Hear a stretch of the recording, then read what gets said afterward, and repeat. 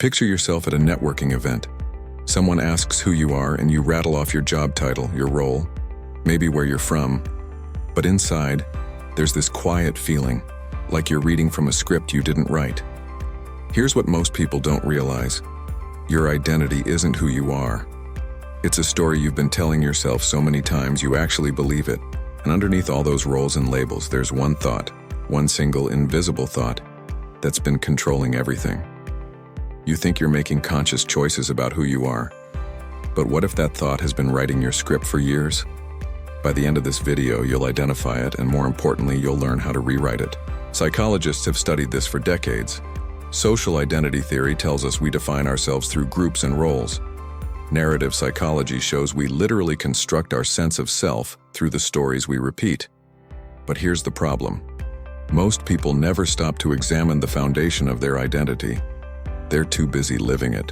Here's what research reveals that changes everything. Your identity isn't some fixed truth about who you are. It's maintained by repetitive thought patterns that run like an operating system in the background.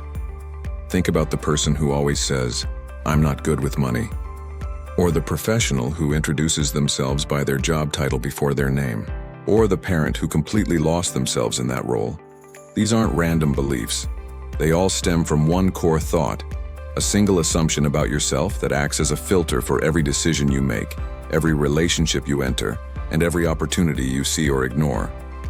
So what is this thought, and why does it have so much power over your entire life? Here it is. The thought that controls your identity is an "I am" statement.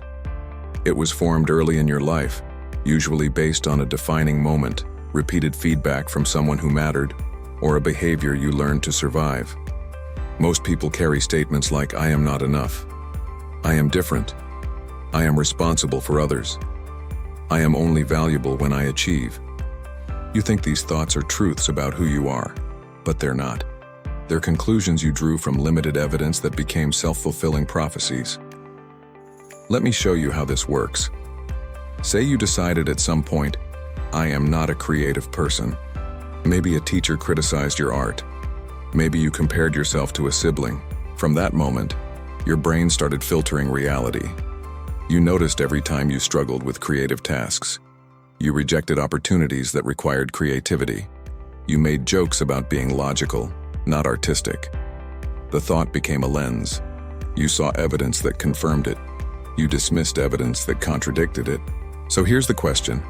What if your entire personality is just your brain's way of staying consistent with one old decision you made about yourself? Once you have this core thought, it ripples out into everything. Someone who believes "I am unlovable" sabotages every close relationship before the other person can leave first. Someone who believes "I am not leadership material" scrolls past promotion opportunities without even applying. Someone who believes "I am naturally unhealthy" quits the gym after 2 weeks because, well, that's just who they are. This is how confirmation bias, behavioral consistency, and identity protection work together. Your brain will defend this thought even when it's destroying you, because consistency feels safer than change. You think you're afraid of failure. But here's the truth. You're actually afraid of succeeding in a way that contradicts who you believe you are. And here's the twist most people miss. Even positive identity thoughts can trap you.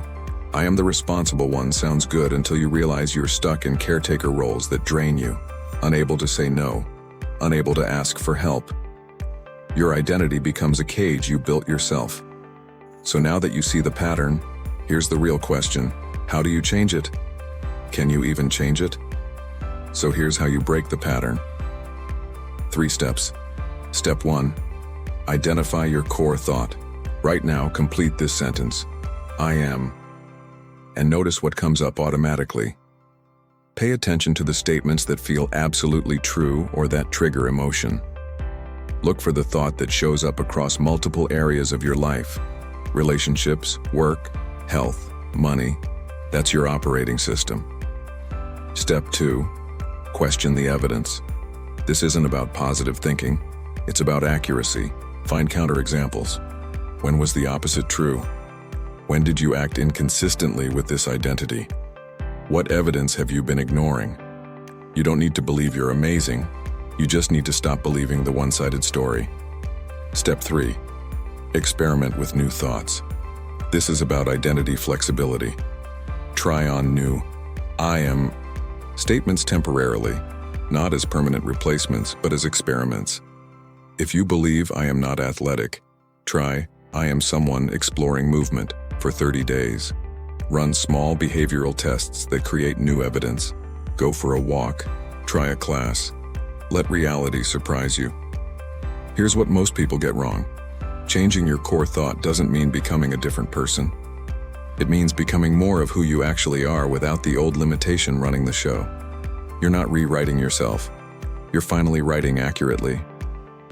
Pause this video right now and ask yourself, what's the one I am statement that's been running my life? Write it down. Share it in the comments if you're ready. Your identity isn't fixed. It's just familiar. And what's familiar can change. If you want more psychology and self-awareness content like this, subscribe. Let's keep exploring what makes us human.